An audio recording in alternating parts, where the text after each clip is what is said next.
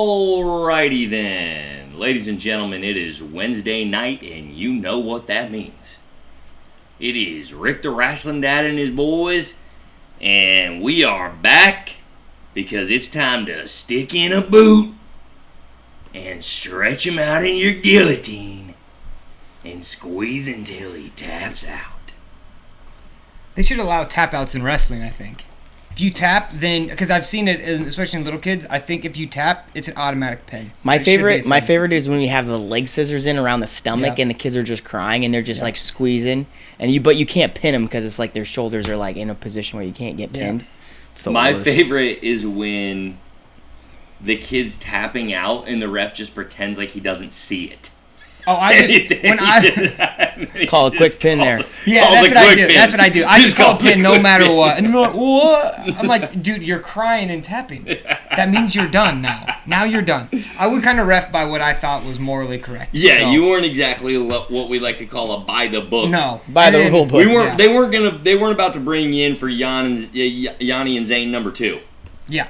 Yeah, no, probably not. We don't know. But I felt I was logical in my reference. Yeah, if you're tapping out, you done, and that's an automatic pin. Speaking of which, so what would you say then at the end of match 1? How should that have gone if you were the referee? Why don't you tell us, Drew Etherton? And the Yanni Zane? Yeah, I want you to be. You put yourself as the head official. What's the right move there? I think you give that to Yanni. I would have to go back and rewatch every little thing. Also, freestyle is so subjective that, I don't know. Like, I don't even think the refs know. I don't think anyone knows. Ooh, that's interesting. I don't think anybody knows what's going on. That's just one reason why folk style is better than freestyle, which was our last podcast. So, disagree with that. On that note, I'm going to introduce my co-hosts since they're already into the thick of it. I am joined, as always, by my companions in the wrestling world, Mr. Smooth GD, Drew Etherton. Sitting next to him, the body, Jeff. I'm going to do this one. Rutledge. Oh, well, jeez. Almost knocked my juice over. Before we launch into all that this podcast has to offer tonight, Coach Rutt, give us a quick Yanni Zane update since we already brought him up once tonight. Yanni Zane, we're really doing it, guys. We're really doing it. Match 2 begins September 2nd in Pennsylvania, 2 p.m. Central Time. Those of you that are subscribed to our channel got a notification on Saturday because Mr. Smooth G and I did a little live commentary of the Derringer and Kyle Dake match. So if you don't have a Flow subscription and you are wanting to get live updates, we will be providing some live commentary for the Zane and Yanni match on September 2nd. That it would be Labor Day, correct? Labor Day, yes. Monday, and 2 p.m. So hop on your YouTube, and I believe it will be Rick and myself who will be giving some live commentary to round out our world team. You know, it's going to be pretty exciting to have our freestyle team all put together. I believe they leave for acclimation camp like 3 days later, so we're getting to the World Championships really fast. I think this will be a little bit more exciting than the Ringer and Dake match, which was a little bit more strategic. Zero takedowns. Yes, that's zero takedowns. Unfortunate. But 0 takedowns in the whole entire series? Yes. Oh my gosh. Push-outs and it was still massive. I thought it was still exciting. If you were a wrestling fan, I thought it was very, like, the strategy for me was fascinating because Kyle Dake had a completely different strategy and he basically out-game planned it. Yeah, it was good. I was entertained, but there's going to be takedowns in this next one. There's going to be points flying around. The next guys are just like throw strategy out the window. Let's just let it fly and see what happens, and that is going to be fun. I want you to just go out there and throw everything with the kitchen sink at them. Everything what happens. I want someone to bring to a fight to bring a kitchen sink.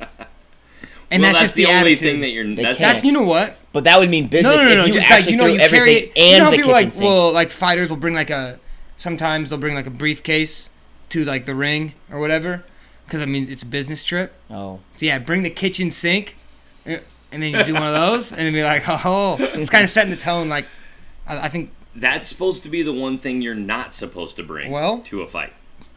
kitchen sink. That's the point, Bring though, is it. you mean business. If, like, Yo, you're like, If don't you're- snap. if This you're dude brought the kitchen sink. he's bringing everything in the kitchen sink. Oh.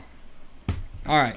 So, sponsor for today, the great people at Gain gave us a little ring after the live little live commentary, and they said that the commentary was colorful, so should your clothes be, by retaining their color with Gain Aroma Boost Original. So thanks to these guys, Gain, for sponsoring the podcast, and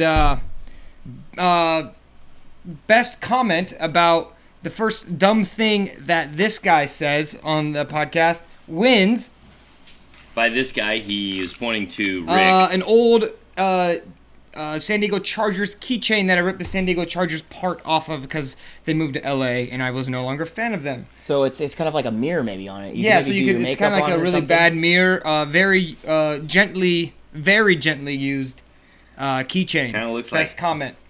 Just- And you have to DM me on my Instagram, not on the Rick Instagram. Oh, I know we can't. Wow, a little personal Man. gain. Well, little personal you know, gain. Go ahead and throw your handle out there. Hashtag like and subscribe. But it's I'll- Deatherton. I'll We'll put his link it handle down up. below. We'll link it down below. I'll put his handle up there. But Hey. you got to DM me for me to send you these things. Just again, thank you to our sponsors. You know, we've been getting heckled a little bit here and there from our wrestlers. You know, school started up. Our wrestlers are in our faces saying, "Hey, your podcast sucks. We think you guys aren't very funny." Hey, you guys are all skinny and got no friends or any girlfriends, and you cling to the past. You know what? Well, our friends from Gain think otherwise. All right, so all you guys can just shut your yappers, and hey, you're listening right now, so you're enjoying it. We know you are. 38% more product than our original bottle. Yep. Worth every penny. Get it Alright. your nearest Walgreens and/or CVS, I believe. Oh my goodness. Let's check and make sure we don't have any comments yet, so Coach Etherton doesn't have to cough up his keys yet. No, we don't yet. All right, good. No, So- we got Dominic Oh, Jimenez. he won. DJ He won Jimenez. it. Well, I did say He the first comment- dumb thing that you say. Dom, a comment yeah. about that. And it appears like Dom perhaps commented before you threw out the giveaway. It is true. So, okay. But Dom, you gotta keep be on your listening. toes. Keep listening because he's gonna say something stupid Keep again. listening. So You be ready. All right, well, let's get into it. Coach Rutt, tell us what we're going to be talking about on the cast tonight. All right, we're going to be talking about, let's just say this. For the first time, literally in his life, Coach Smooth G did some homework. He literally has notes in his however many years of education. He has never once written a note down or put half of the effort that he put into tonight's podcast. Where did you get a zip-up That's legal from the- pad binder? Hey, Nebraska Coaches Association, bro. Thank Oh my you. That was gosh. 2 years ago. Yes. Were you there? Probably not. no. It's been in a drawer in his Yeah. basement ever since like 3 No. years ago. Drew have and I some were getting old- some He's like, I'm professional going to get development. my zip-up binder out. What are you like? Are you like overseeing a wedding right I've been now? reading or a little you- Solzhenitsyn, and then I'm just getting into it, Oh my god. He means business tonight, Yes. ladies and gentlemen. We're going to be talking about states, and we're going to be comparing them and their successes. The title of the podcast is Why Are Some States Better Than Others at Wrestling? Classic Drew Etherton terrible podcast title. It's a great title, and that's what somebody would search if they were looking for I think this more if of they a were looking for state- something like this podcast. State-to-state comparison, maybe? But we're not doing a state-to-state necessarily comparison.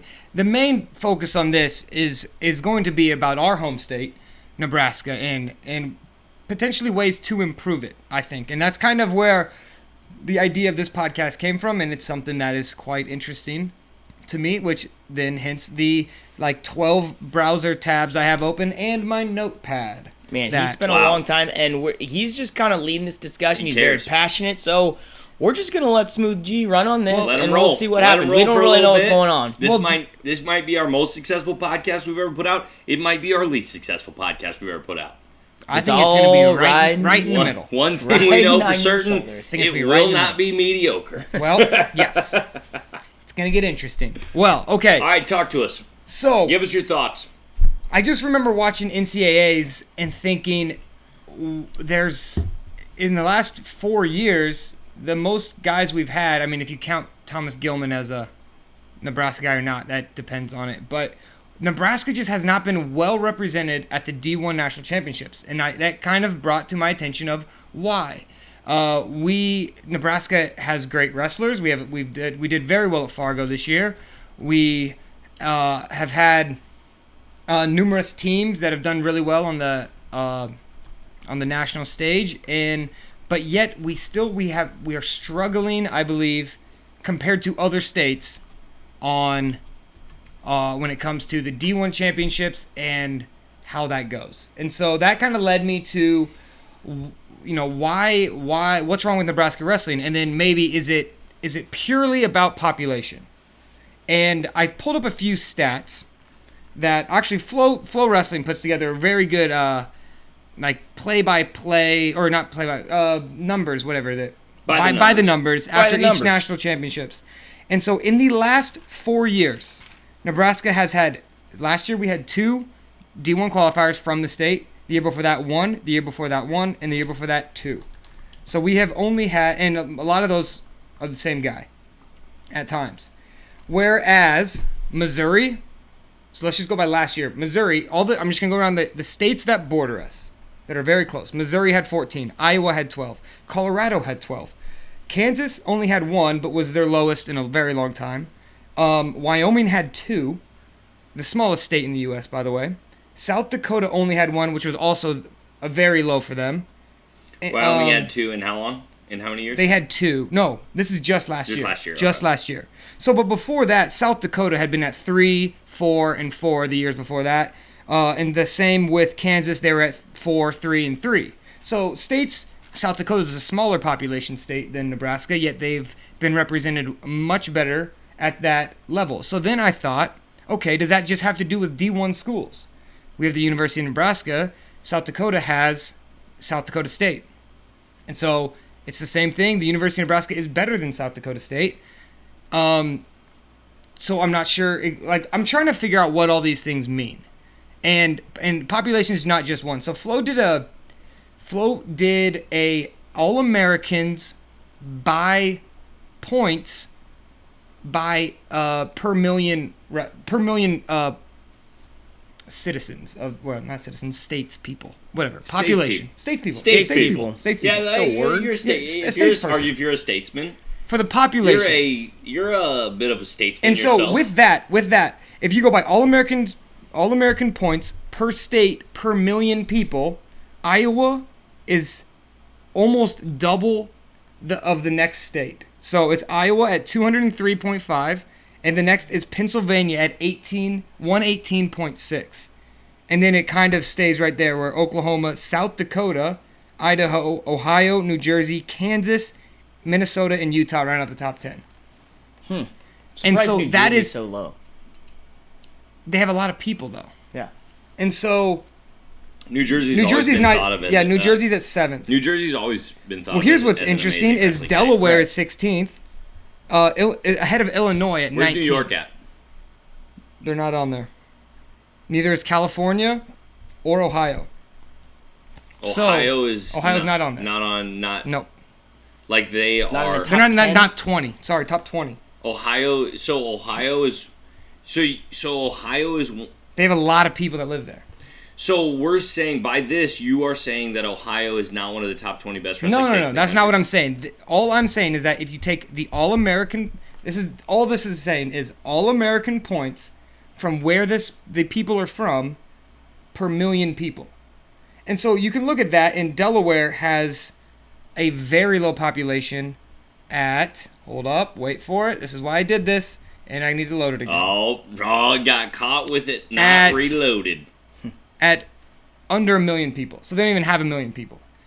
So, like a good statistical analyst would do, give us your conclusions on these. Okay, numbers. so I came up with three main things of why I believe, or three main things on why I think a state like Iowa, who borders Nebraska, who Well, has Hold on. Before you get into that, Okay. give me this. Do you think these numbers are an accurate representation of the quality of wrestling in a given state? no, I do not. But I don't think they mean nothing. Okay. What do they mean then? I do think you have to take in of a state like Delaware that doesn't even have 1 million people. All they really need to have is one wrestler come out of there. But what I'm starting to say is Nebraska has way more people than them, and we have had only 2 All-Americans from Nebraska, if you don't count Thomas Gilman, in the last 10 years. And that's Aaron Studebaker. Which one? I know his brother. So. Aaron. It's Aaron. Yeah, Aaron and Thomas Gilman. no, not Thomas Gilman. Oh my. Well, that shifts it pretty Austin big if Wilson. you all of a sudden include Thomas Gilman. Yeah, who yeah. wrestled at Why are Nebraska you not school. including Thomas Gilman? Well, he lives in Iowa, and he's he- wrestled for both Iowa and Nebraska at Fargo. But he so. wrestled for Nebraska High School, though. He did wrestle. So I would say yes, you can count him. But that changes things quite a bit. It does. Right? It does. And so, One person. but it's not like this. I feel like Nebraska has not gone anywhere. That all of the states around us, I believe, per capita are better than Nebraska, and I want to figure out why that is. Well, they might not be if you include Thomas Gilman. Well, I mean, I'm not talking about one guy. Thomas Gilman is also if you add him in, he's only the second. He's like the second best Nebraska kid for finishing at the NCAAs of all time. Brad Veering would be the number one because he was a national champ, and then it would go Thomas Gilman. So he would be secondly. He'd be Brandon Brown did he get third? I think he got fourth. What are you saying now? Thomas Gilman would be the second best Nebraska high school wrestler of all time. Yeah. By NCAA standards. So if you add him in, it does change things a bit, but that's because he's literally the second best. Well, and it changes it because our population is a lot smaller. Yes, but he didn't even live in Nebraska. So But he went to Omaha Scott High School. it's true. He did go to high school in Nebraska, but he lived in Iowa. Well, I mean, I think. But I think this comes down to more than just one. I don't think if Thomas Gilman is declared a Nebraska guy, Nebraska wrestling's all of a sudden way better. It's the same. It kind of is. All this, Well, but I mean, according to like, this what statistical you're- evidence. what According to you're these, saying. according to this, If you count Thomas Gilman as Nebraska is all of a sudden way better based upon the last 5, but that's still. 10 years. I don't know if they counted him or not. I have no idea. Well, I don't know what flow- How many? What's it have on there? How many All-Americans? It doesn't say. No, this is just All-American points per state per million. So Oh. it only goes to the top 20. So I don't know where we were. Oh, okay. Yeah. So So we don't know. that also leaves out states again like Ohio and California, who obviously have great wrestlers. And if you look at the top high schools in the nation, you're going to see a lot of Ohio and California teams on there because they do have very good wrestling. So I then was looking at, okay, so why would that be? Nebraska only has one D1 program. South Dakota State has one, Colorado has 2, Missouri has 1, Iowa has 3, Kansas has 0, and Wyoming has 1. So, to me, that's not necessarily saying a lot there either. What I'm coming down to on what maybe makes a good wrestling state, I've came down to three things, or it's 3 things that you could implement to improve how your state does. Let me go to my notes on that one. Ooh, page 2, ladies Yes. and gentlemen. One thing that when I talked to my old roommate Caleb Kolb from Pennsylvania, came and wrestled in Nebraska, and now he's back in Pennsylvania coaching high school wrestling. Way to name drop. Well, I mean, I gotta say who I'm Absolutely. talking to. I would too. So he's a Pennsylvania guy. He knows. Yeah. Pennsylvania's, in my opinion, it's the best state of wrestling. As the best, it produces the best people. Now, Agreed. not per capita or whatever we're talking about there. Maybe it doesn't, but Pennsylvania's the best state. They have 11 D1 wrestling programs in that state, Wow. and that's more than any other state by far. Yeah, that for sure has something to do with it.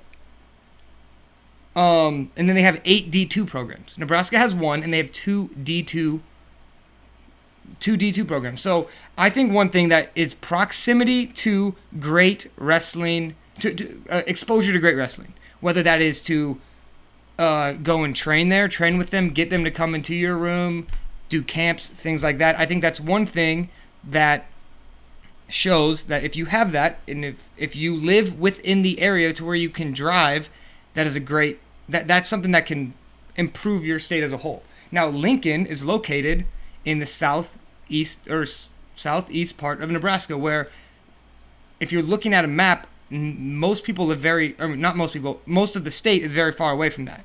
But you do have most of the population that lives around that area. Also, there's not really that many training opportunities in Lincoln from the university right now. So that could be one thing where if you live in Ohio, if you live near Columbus, you can go train there. Or if you live in Happy Valley, you can go train at Nittany Lion Wrestling Club, like the youth clubs, and go train with those guys. I think that's one big thing of having proximity to D1 or D2 programs. And Nebraska has 2 D2 programs, University of Nebraska Kearney being one, who they do have a good training program going out there for the kids around there, but it's only like 10% of the state lives within one county of their county. Yep, and that's the comment that Ryan, your brother, just commented was when there was colleges both at UNK and UNO, we had multiple kids that could have been Division I qualifiers, and who knows, potentially really All-Americans that were taken away from the Division I level simply because they chose to go to UNK or UNO. And both, I would say UNO, had probably a longer period of time where they had multiple All-Americans and teams that really could have competed at the Division I level and probably would have had multiple All-Americans. So that definitely skews results as well. Yeah, and I do think like UNK is doing out in Kearney in that area is really good. It's great for the kids around there. But I looked it up, and it is only 10% of the population lives within, 10.49 if you guys want to be exact, of the population lives in any county that touches that county. So with that being said, then you go back to, where was I going with that? Oh, Shadron, our second D2 program.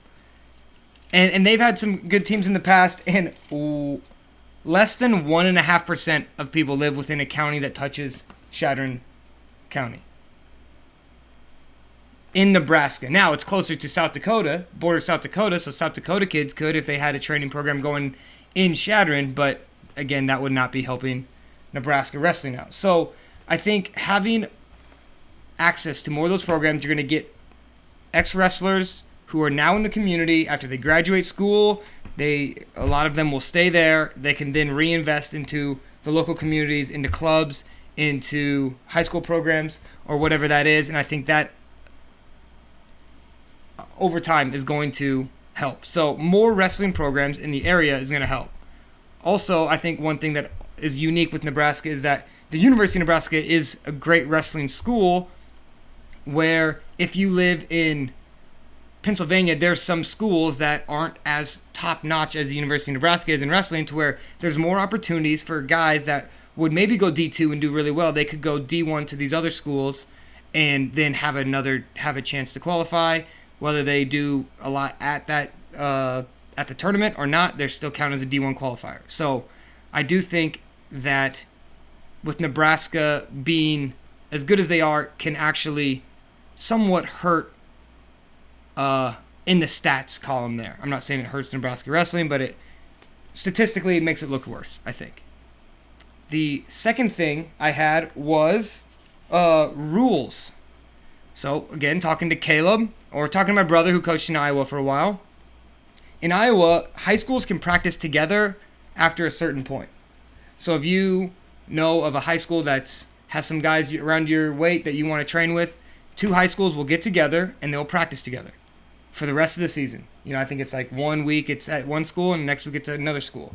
That you cannot do in Nebraska. Nebraska also has a rule that you cannot coach more than 4 kids at a tournament or have a practice out during the school year. Is that correct? I feel like you know that more of that rule than me. Yeah, you know that rule, and that is correct. Okay, so that's it. Yeah. That's the rule. Yes. Yeah, so that's pretty... Yep, you nailed it right on the head. Okay. 4. It's just during the school year, right? Yes. So you cannot be... Well, actually, August 1st is the first Okay. date. August 1st, all the way through, I believe, what's the holiday? Memorial Day. At the end of the year. You're not allowed to be in supervision of an organized practice with more than 4 of your current athletes. Okay. And I feel like most probably other states that are great at wrestling don't have that. And that I would assume. that you're assuming there. So why do we have that, do Well, you think? one, you know that Pennsylvania is that way, but you don't know about. I know Iowa's other. not that way. You do. Yes. Okay. So Pennsylvania and Iowa, 2 good wrestling states, don't have that rule. The reason why Nebraska has that rule is because they want to see more kids participate in more sports. So I don't know if this is a good time if we want to start talking about specialization, but I think it that plays a huge part into this whole conversation is to be, and I think we might have different opinions, but my opinion is specialization is probably important to do. Have wrestling be your main sport, whether it be the only sport you play, maybe that's not completely necessary, but it needs to be your main sport, and you are developing the skills at a very high level to be able to, 1, get recruited by Division I wrestling program, and then 2, as you get there, you're ready to perform at a very high level and be able to make the varsity lineup, therefore getting to national tournament and becoming an All-American, which would, change that result. So I think it is necessary for someone to be dedicating their lives to the sport of wrestling throughout their high school years. And I think right now the overall general philosophy of Nebraska athletics is that we should allow kids to have an experience in multiple different sports and for them not to feel pressured to specialize in one given sport. And, I don't think there's anything wrong with that philosophy. I feel like, as a parent myself, I would want to be, I would want my kids to be able to experience many different, opportunities in different sports. But I see the other side of the coin and the fact that, if I really want to dedicate myself to, receiving a college scholarship, that dedicating myself at least 9 months out of the 12-month year, that I would need to be dedicating to developing a very high level of skill. So do you think that would be a situation where if you're trying to, as a wrestling coach in Nebraska, is that something that you think more people in the wrestling community should maybe be pushing in the state of Nebraska to get rid of? Get rid of at least that rule of you can't have more than 4 kids working out with them if it's not practice during the school year, or August 1st. We have had this conversation with one of our directors of athletics for the state of Nebraska, and what he has suggested to us is that this rule that will never go away. He believes that the philosophy of Nebraska athletics will stay the same, that they'll always want to limit the amount of participants that a coach is allowed to have a practice with. However, he thinks that we could suggest a higher number, being 6 to 8 wrestlers. So in a Class A school, and that's where I feel like this rule might not be as fair, and going through the bylaws and changing those might be something that we need to do instead of just complain about it on a podcast. But I think it's unfair for a Class A school who has 60 wrestlers on their team and wanting their team to develop and grow.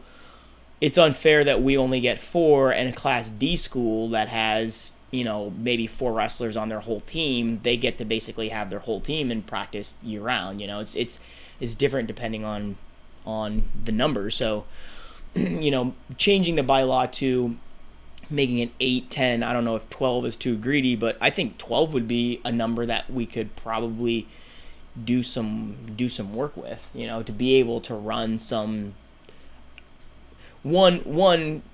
getting to tournaments, right? I mean, we've gone to tournaments and we want to bring kids and get them off-season mat time, and we're not supposed to be in the corner during those matches, so we're gonna have to figure out ways to coach them after the match, or different ways of getting around that. We still want to be able to give kids these opportunities because that's how they're going to develop and grow as wrestlers. But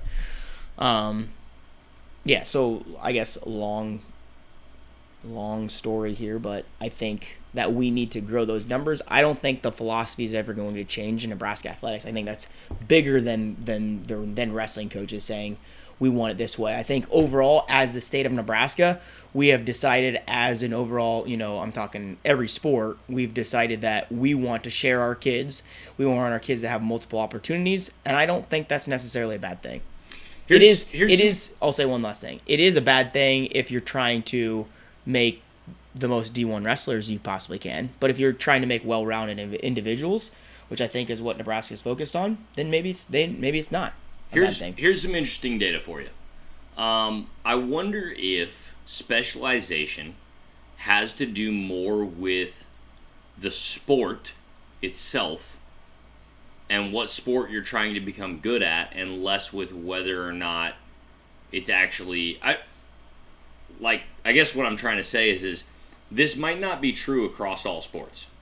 Maybe it is true for wrestling. I guess I don't really know at this point because I haven't really found a lot of data on it. But I don't know if baseball and golf will cross into helping each other out. Probably not. Maybe not. But I think it would actually hurt pretty bad. But maybe golf and tennis might. Maybe baseball. Well, I'm saying my golf swing has gone down, or my baseball swing has gone down quite a bit since I've been knocking him on the links. Maybe baseball and track might help each other out. Yes, maybe. But I see what you're saying, but we're talking about multi-sport athletes and whether or not being a multi-sport athlete you can actually achieve as high a success or not. So according to the USA Today,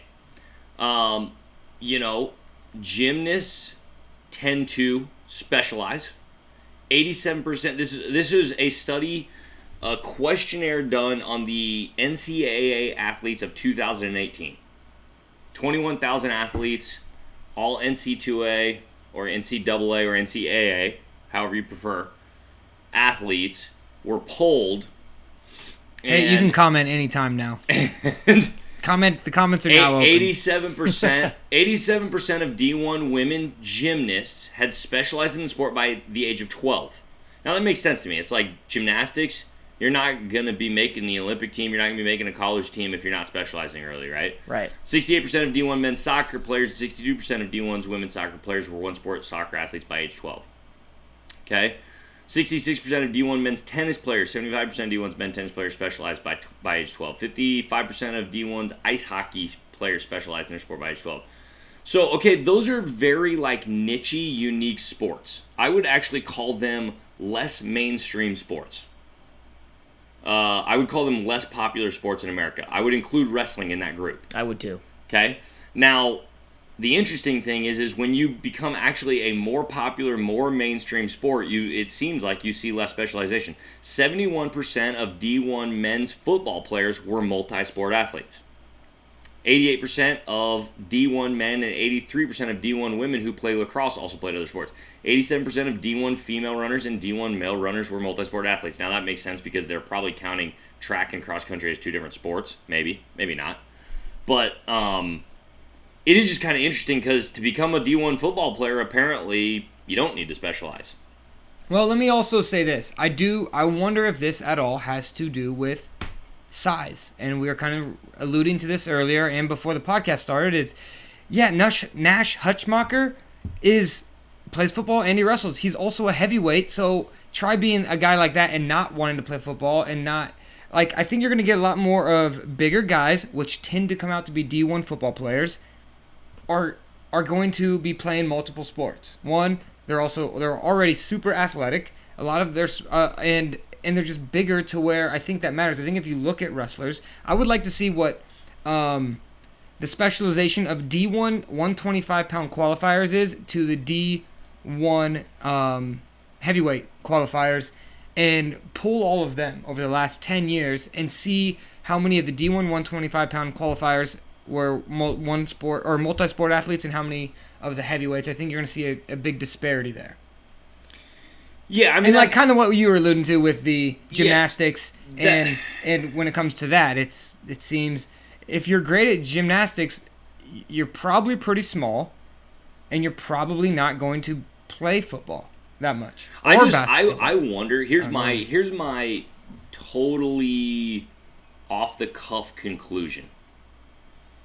I wonder if the fringe sports, the less popular sports, get worse athletes in general, and so therefore the sport getting good at the sport becomes more skill based rather than athletic based, rather than being the sport is more centered around having better skills rather than being a better athlete. Yeah.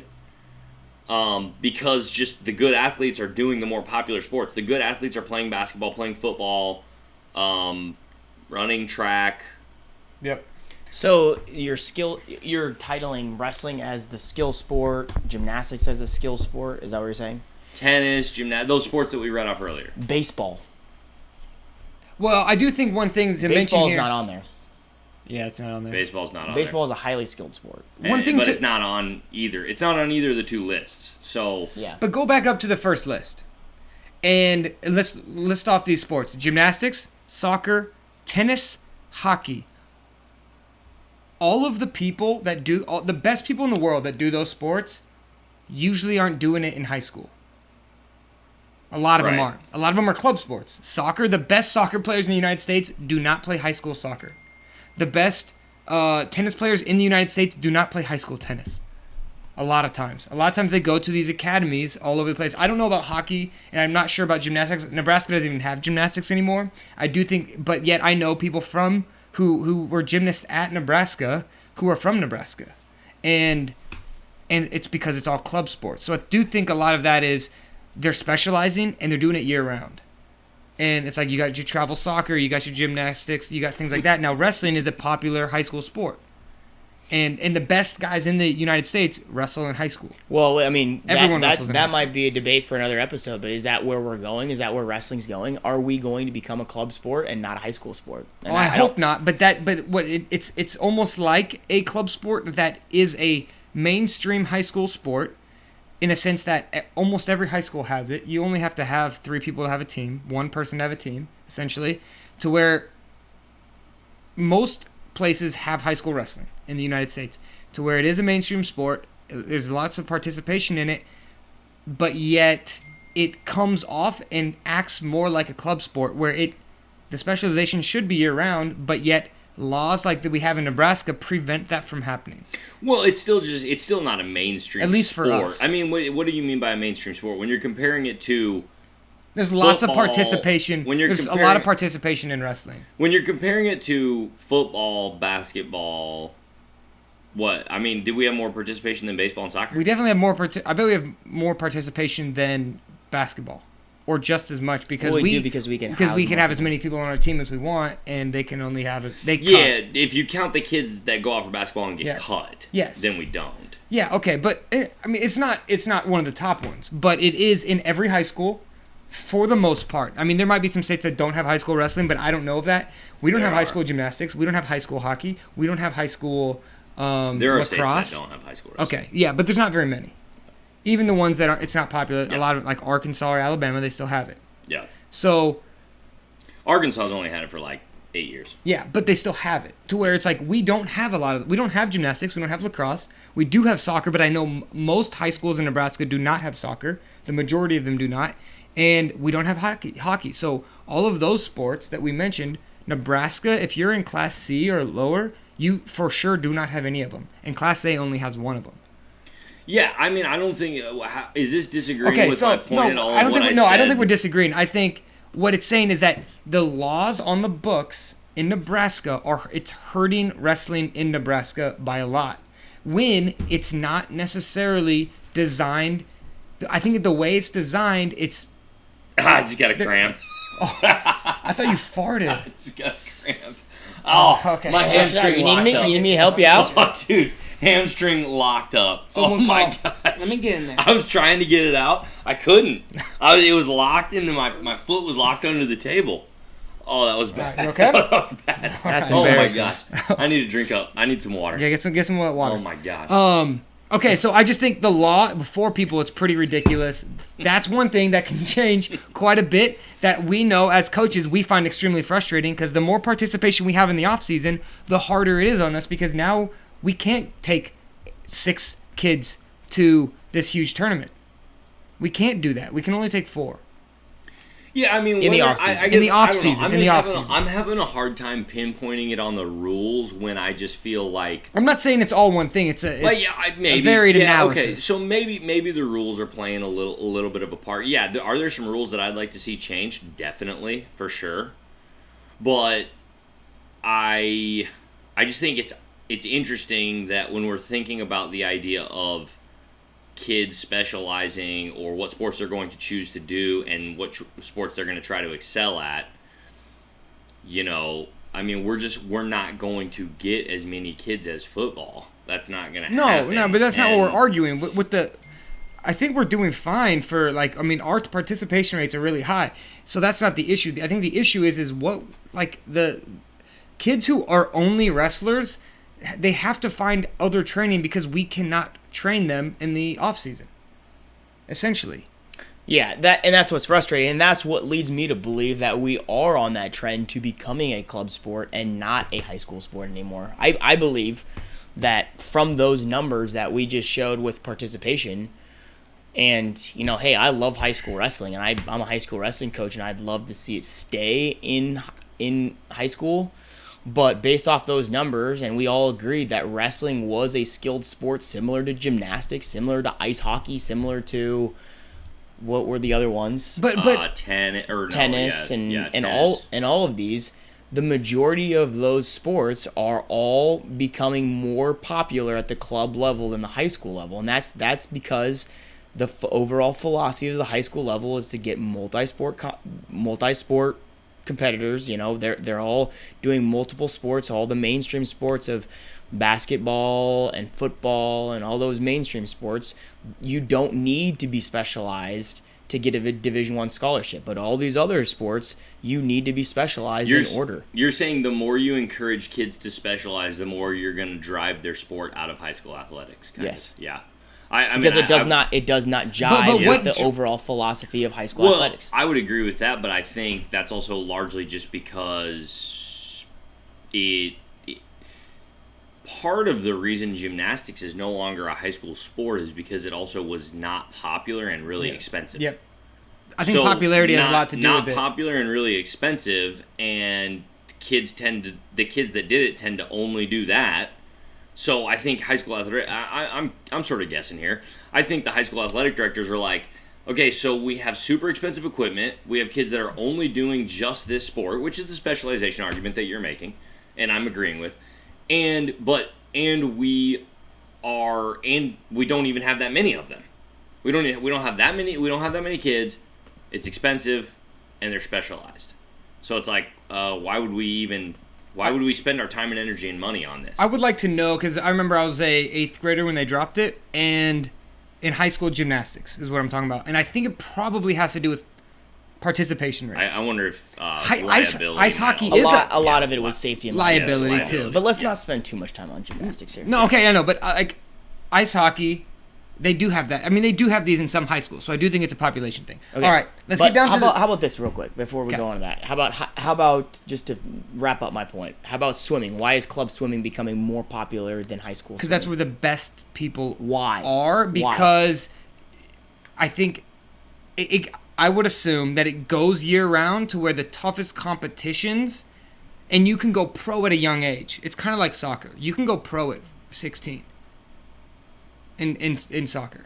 And so I think the best people, I mean, you see, if you look at the Olympics, you get a lot of really young people in swimming, and especially in women's swimming in the Olympics. You can get a lot younger But people. according Same to with those gymnastics.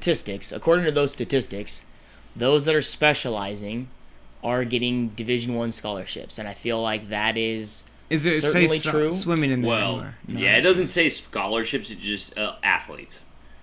68% of so it's Well, you can Also, I mean, some of them definitely are getting scholarships for sure. you could there was a assume girl most in of my them. grade who was very good at swimming, and she won state. I think she won state as a sophomore, and then she never swam in high school again because she was so good. She's like, it's not worth my time. If I want to go D1, if I want to go swim and get D1 scholarships, I got to just go to club. And so a lot of those people do it. Yeah, That's a big that's reason. what I find is interesting. I think it's more driven by the colleges. I think it's more driven by college recruiters and college coaches saying, hey, what clubs are you swimming for? What club meets are you at? I want to see you at these big giant club But tournaments. why is there a distinguish between the skilled sports here and the other mainstream sports down below? Why are those not driven by the college coaches? It's because it's a skill sport. You have to dedicate more time to developing skill sports instead of developing overall athleticism. Good point. Well, maybe, but also there are no other opportunity. Well, lacrosse, that's not true. Well, I What don't do know. you mean? I don't think any of us know enough about lacrosse. Well, lacrosse to- is way bigger club sport than It's it is. super big on the east side, though. Yeah. So we don't even know. Yeah, we don't I don't know. think we know. Yeah. I don't think we can touch on that. Around here. All it's right. big, but Well, so let's bring it back to the original discussion, haven't and that answered is the question. rules. That is, I believe, prohibiting Nebraska wrestling from being better, and that is the 4-person rule. well, also, hold on. Okay. Oh, I did see this. Go by the biggest sample size. Okay, one. How did you count? How many down? Okay, we're better than Kansas, Colorado. Okay, When he so says we're give talking some Nebraska. Yep, give Nebraska. some background on what are you looking at here? Yeah, I 'Cause will. they're not I will. seeing it. I'm just saying you tried to make the argument that we are worse than every other neighboring state around us. Over the larger time period that I looked at, which is larger than this. This is 2008 to 2017. We're giving no examples to anybody listening right now. We're looking at the All-American points per state per million that we talked about at the start. From 2008 to 2017, we are what I'm guessing like 16th, and we were ahead of Kansas and Colorado. Now, we can probably point to a few guys as to why that is. Brandon Brown, Craig Brester. Craig Brester, and would Thomas Gilman. I don't know if Thomas Gilman is there. Austin Wilson and Aaron Studebaker. So we'd have 5 All-Americans in there that I'm counting right now. Okay. I don't know if they're counting Gilman or not, but they probably are. So that's a pretty good run for Nebraska, yeah. But I was looking at a larger sample size than that. What were you looking at? It was 2003 to 2017. It's lower. Go one more lower than that. No, lower. Right there. That's the one I was looking at. And so, And that's just AAs only, right? All-American points, yeah. Which I'm not saying is the best example because there are some guys who were match out, and you're going to get that with every state. You know, if you take just by qualifiers or just by national points, it's going to be something different too.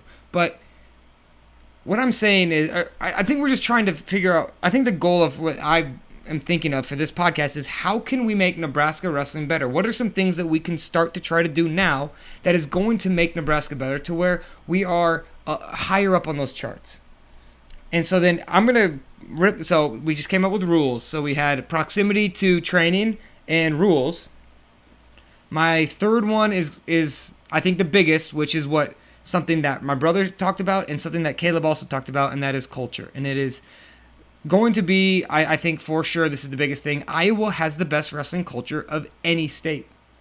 My brother was telling me when he was going to school in Iowa that he said people who were from Iowa, who played basketball in high school, who did other sports in high school, they didn't wrestle. He would ask them about wrestling and said, "Oh yeah, we'd always go watch the wrestling matches. We would go and like wrestling was a big thing. Like it was where the students would want to go. People would want to get around that without having coaches or without having big spectacles and whatever it is where we're starting to see a little more maybe attendance. At least we are with our team. We have more attendance than maybe we have before, but from the student body. But he said it was easy there. Everyone's talking about wrestling. Wrestling's a huge thing in Iowa. It's a culture thing, and I tried to find where that came from, and I can't. But His name is Dan Gable. yeah, but But Don Gobble. But I did see an interview where Dan Gable said, he's like, this was here before me. I just tried to help usher it along even more. So I do think culture is one thing that it's probably the most major thing. I compare it to the way Nebraska football is to Iowa football. Nebraska football fans go crazy. Like, our fans here, I'm not talking about high school and how good the high schools are, but I'm saying is Nebraska fans are, it's just ingrained in the culture here. You love Nebraska football. It's the biggest thing. Our stadium is the third biggest city every Saturday for a home game. The third biggest city in the state is Memorial Stadium. And it's sold out, 350 games in a row, whatever it is now. And I just think that's something that is going to take a long time to build. But I think as coaches, we look at that in our own culture and, okay, how can we try to get this culture in our school? Because there are schools that have better cultures than other schools for different sports. You know, this is a school that's always good at this or who's always good at that. And so I think that's something that would have to start at the ground up from each coach at their locations to try to build that culture, try to build that community investment, and that's going to get then more kids out for the sport, get them to take it more seriously and to dedicate more time. So how do you... We understand that Iowa has better wrestling culture, so how do you change wrestling culture? I think, again, you got to change it from each coach or whoever is the head of each little community, each little club, whatever it is. You got to start the culture there, and you got to get people excited around just what you're doing, and then that's going to create more excitement elsewhere. And I think that's kind of comes back to when we were talking about the RTC thing. It's like, if you're at a smaller D1 school and you're complaining about these RTCs, it's like, focus on what you can do. You know, it's like, what can you do for your school to make it more popular, to make it in Edinburgh, to where you can get top 3 in the nation and nobody even knows that your only D1 program is wrestling, and no one even knows who you are. They have to look you up because they've never heard of you. You know, if you're just a casual wrestling, if you're just somebody just flipping on ESPN in March and you see Edinburgh, you're like, is there a school from Scotland competing in the NCAAs? They don't even know where it is, what it is. So here's why I don't like these stats. I've been looking at these. I've been looking at this, and I'm just thinking more about it.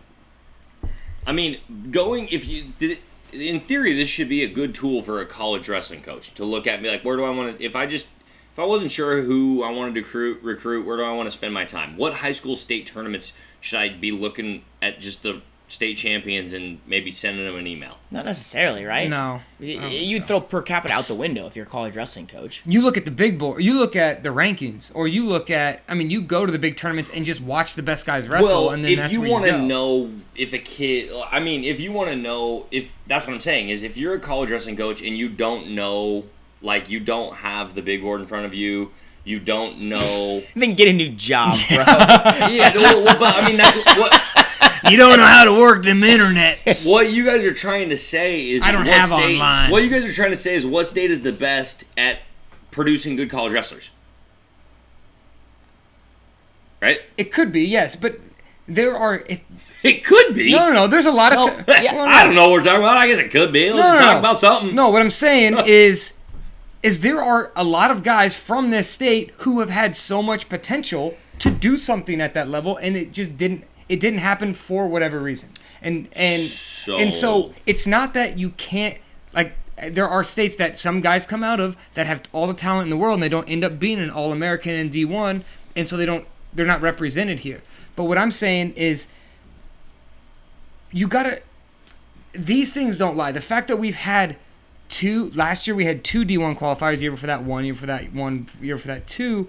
There's reasons for that. So what are you trying to say that these stats say? Why is Iowa so much better? What I'm trying to say is, why is Iowa so much better than us? Okay, that's what you're saying these stats say? What are you trying to say these stats say? I'm trying to say that, well, these are just stats, and there's something that you can look at. It doesn't tell the whole story. I'm not saying this is fact, and that in South Dakota is the 4th best wrestling state in the nation. I'm not saying that. What are you saying? I'm saying we're not up there. Okay, but you know who is up here? Up you know who is up here? Vermont. Hawaii. Vermont. Vermont. Hey, Hawaii's... Idaho. So yeah, I'm not super bent out of shape about the fact that we're not up here. Okay, but then why aren't we then?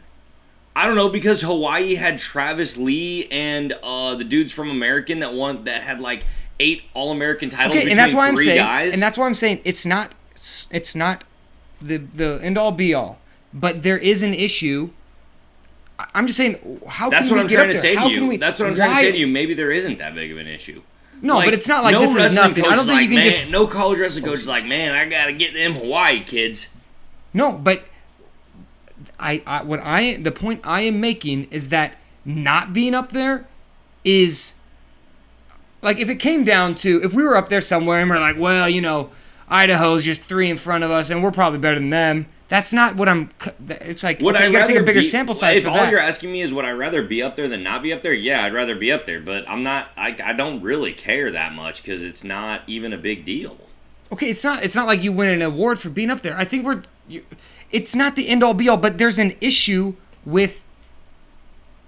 I think there's an issue with Nebraska wrestling and not. For some reason, we're not producing kids that go and do well at the next level when we do have kids that have done well on the national scene before they get to high school, before they get to college. I think a far better way to look at the data than All-Americans, and I mean, yeah. I agree. I agree there's better ways. I think there's better ways. I don't think just All-American points. It's one way to look at the data. I'll give you that. It is one way, and based upon this way, we're not doing great. But I think a far better way to look at the data, if you're talking about just how good a state is at wrestling in general, just like what state is good at wrestling, what high school state cares about wrestling and is good at it, like, to put it simply, I think a far better way would be to look at Division I national qualifiers. Yes, I agree. Throw in Division II All-Americans and national, and Division II national qualifiers. Throw in Division III All-Americans. Yeah, I agree. And I've got a feeling Nebraska is going to jump up significantly when you do that. And all this is saying right here is that, yeah, per our population, we don't do a good job of producing the top 1%, which is Division I Wrestling All-Americans. When you look at NCAA Division III, Division II, and Division I wrestlers all combined, the number of participants, the what's 8 times 10? 80. The 80 All-Americans in Division I, that's probably less than 1% of college wrestlers. So yeah, we don't do a good job of producing that top 0.051% or whatever, maybe, compared to everybody else. But do we do a good job at producing quality wrestlers that go on and compete at the next level better than Hawaii and Vermont? Yeah, heck yeah, we do. For sure. I think it's undeniable to say that we have not gotten better since 2017, that the state of Nebraska has gotten much tougher and has competed much better on the national level, and that these statistics are going to change for Nebraska. Would you guys agree with that? Yes, no, I think we are getting better, and we need to look at... Keenan, would you agree with that? Say it one more time. I was reading the comments.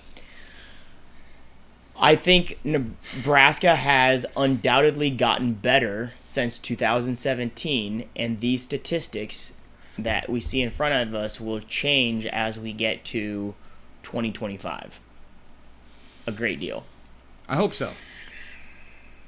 But I definitely feel like they could. I don't. Have we competed better? I mean, I've got right in front of us that the Fargo stock report that Flow Wrestling put out, and we have made up the biggest ground of anybody besides Georgia. Georgia has made the biggest difference. Nebraska is the second biggest difference. So I mean, we're making improvements at the high school level, yeah, and competing much tougher at the high school level. So, but I also think we need to see how that hopefully that translates well to the next level. It's going to translate, guys. Fargo All-Americans and national champions have statistically, if we're going to talk about statistically, have statistically transferred into Division I All-Americans and national champions. So Yeah, it's just, we I can. don't know. But also- I definitely think we're getting better, and I think we're going to continue to get better. I agree with you on that for sure. It's just funny how you look at the data. Like, I mean, I can guarantee you. Well, I guess I can't guarantee you, but I would imagine I know what the best wrestling city per capita, town, whatever you want to call it, is ever in the history of high school wrestling, or excuse me, in the history of producing college All-Americans. Howells, Nebraska. Show me a city or a town in the United States of America that has more Division I All-Americans per capita. Oh yeah, it's probably. I mean, actually, you could probably whatever Howell's population is. There's probably one that's less than half of that, and there's like one guy from there. Well, we still got him beat. We still got him beat because we've got like 9 from that town. Well, no, that's not true. We probably 9? have. So what are the 552? That's not bad. We probably have 7. That's 552 7 population. All-Americans? From Howells. D1.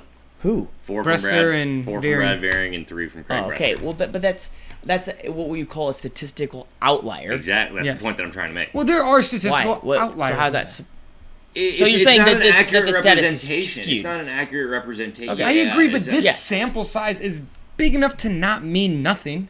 I'm not saying it means everything. I'm not saying it tells the whole story. Ohio and Illinois are better states than Idaho, that's the thing. Vermont. That's the point that I'm trying to make. I don't think South it is. Dakota. I don't think it is big enough to really mean something. But it means something. It doesn't mean nothing. I mean, I that's wish we where- could throw this up for you guys, but Yeah, well, we can share the link.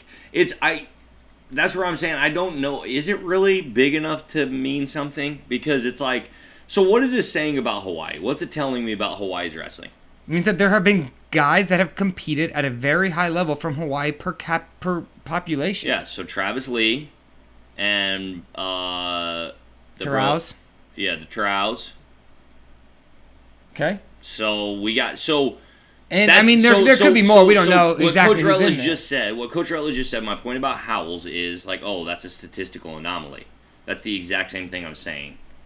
Like this. The way I like to look at it. This is filled with statistical anomalies. Is Okay, my point. Correct. You are correct, but Except for the fact that Iowa is so much above everyone else, and they are right next door to us. It's a very similar type of people, in the sense that we're right there. It's not like we can compare to Iowa pretty well, and when you look at it that way, we're so far behind them.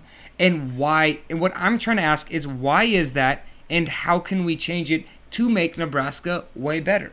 So we should have titled the podcast "Comparing States." Is that what you're saying? Oh my gosh, that is stupid. Comparing states. No, I would about agree. what? I would 100% agree with your statement, Drew, that we can compare Iowa and Nebraska. And Keenan's got a great point that with Hawaii and the other lower population ones, that that a 1 or 2 is an outlier. That's not something that can be very substantial when we're looking at statistics. But we can, when Iowa has the numbers that they have, we can compare and say what makes Iowa better than Nebraska wrestling. And that's what I'm pretty much trying to ask is how can we get there? And it's going to be very slow. It's going to take a long time, but identifying those things, the things that a lot of people don't maybe think matter that much, actually do, because we've been doing things the same way in Nebraska for a long time, and I bet throughout the whole thing it's been very, very similar. It's been very similar of how much better Iowa wrestling is than Nebraska wrestling. And I think I have all the populations if you want to look at them right here. But and that's why I'm trying to identify it and then change it at least within your small culture. Whether that is in just Lincoln East High School where we coach, or if you're a club coach, or if you're a director of a bigger part of Nebraska wrestling. It's like, how can we make Nebraska wrestling better? And I do think rule changes, letting us do these things that I'm pointing to Iowa, I'm pointing to Pennsylvania, that they're doing that is undoubtedly helping them be better wrestlers and produce better wrestlers. And those are the things that we need to start trying to get the wheels in motion.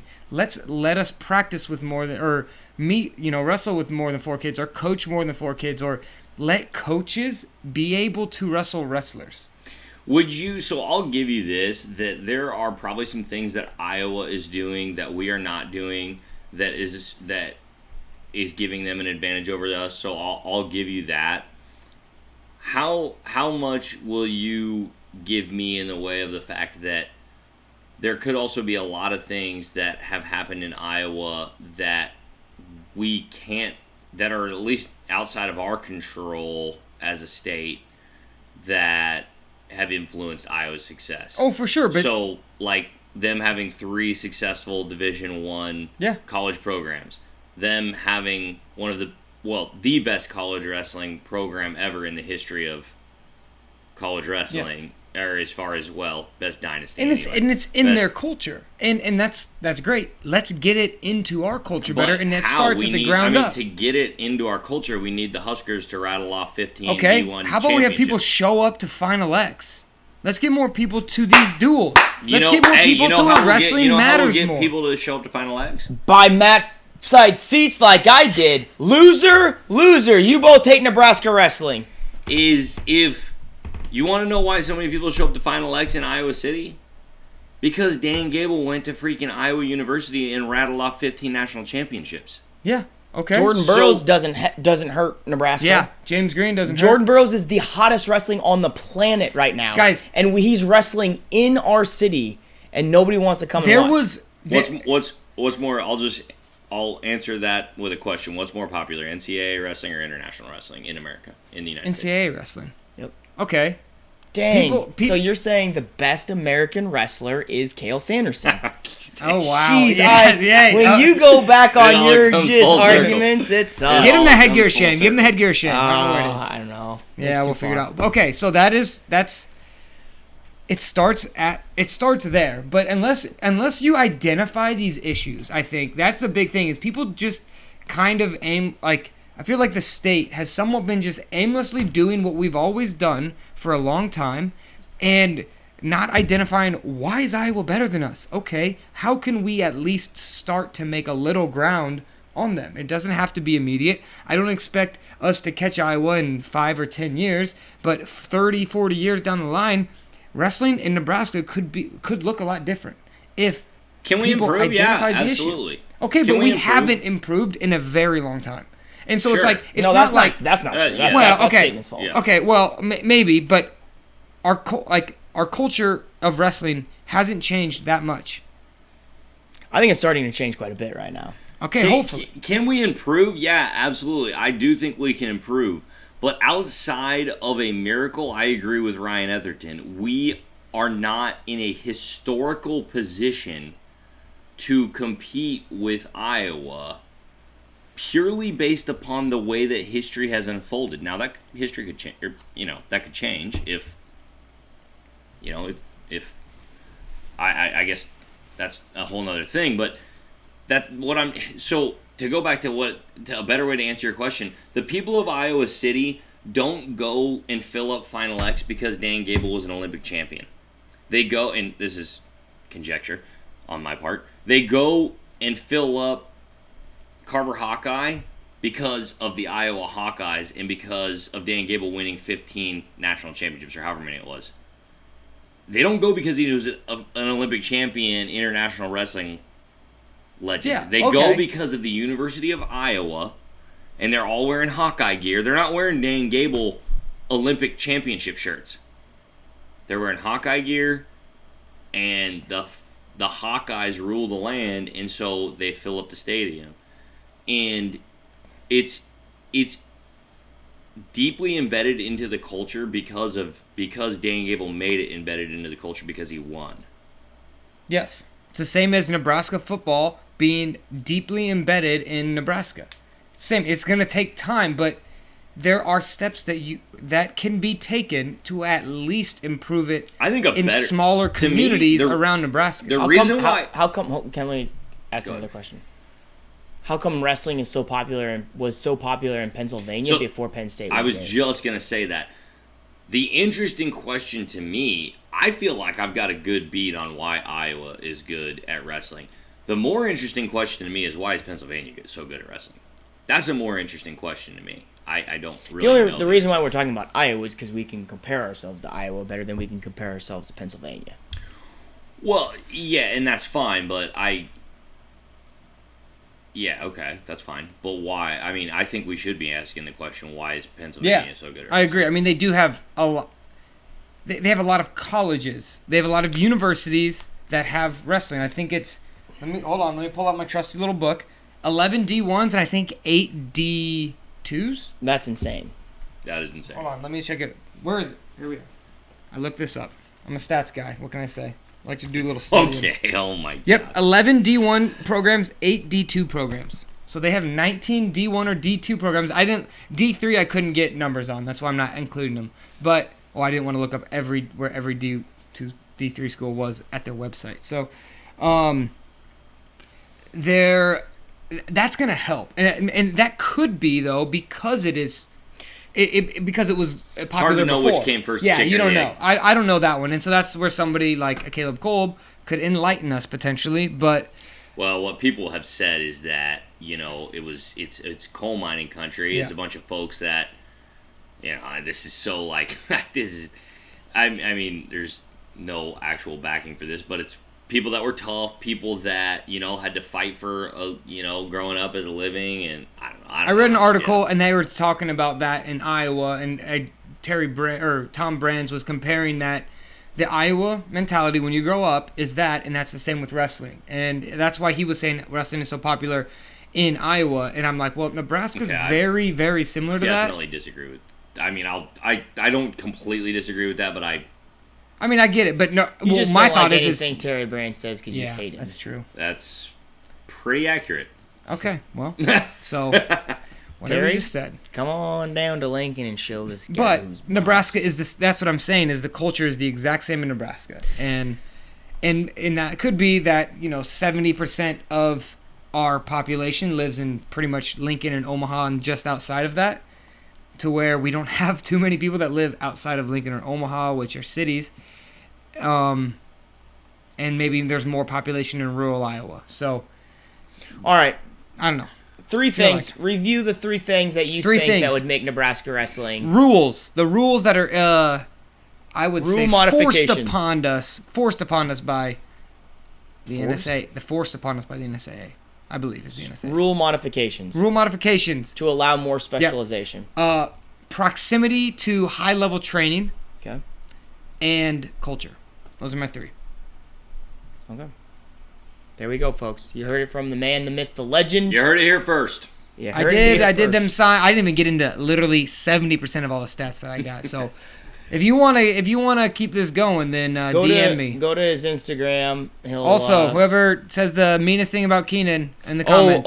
I think the best keychain. one. I'll tell you this right now. I think Adam Kieswetter had a couple good ones in here. He had something in there about me being in a trance. Did you guys give Rick chloroform? He's in a trance. And the reason why Rick was in a trance was because Drew studied this beforehand. Keenan literally is on the fly by the seat of your pants. He was looking up all of his articles and Googling things as the podcast was moving on. He went to imright.com. Yeah. And was like, I'm right. Good website. Yeah. It is, yeah. It's actually... So I'm going to give it to Adam Kieswetter. I think he should win the keychain. All right, Keys. Next time I'm in Columbus, let me ride your motorcycle again illegally. That was fun. Wow. Well, now the cops have it on recording. Yeah, come at me, officers. I hope they cuff you and stuff. Do it. And send me your address. I'll send you this crappy keychain. So. Alrighty, ladies and gentlemen, it has been real. Make sure to subscribe and hit the notification bell, because that is how you know when we go live. And we often give away a really terrible gift at the start of the podcast. This time it was a little later, but you want to get in right away. Listen on all your favorite podcast apps. And we'll come in next week. So next week before the wrestle off, right? So we'll have another podcast. One more wrestle off before Yanni. One more podcast before the wrestle off.